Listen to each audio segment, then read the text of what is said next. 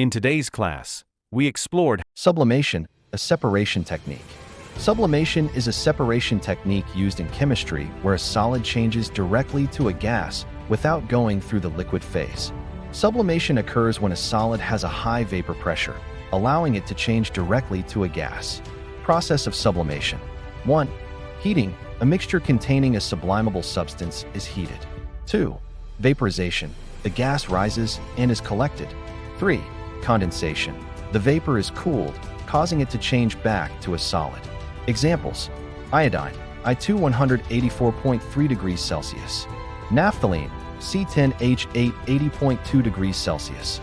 Dry ice, CO2 -78.5 degrees Celsius, sublimes at room temperature. Applications: 1. Purification. Sublimation purifies substances like iodine and camphor. 2.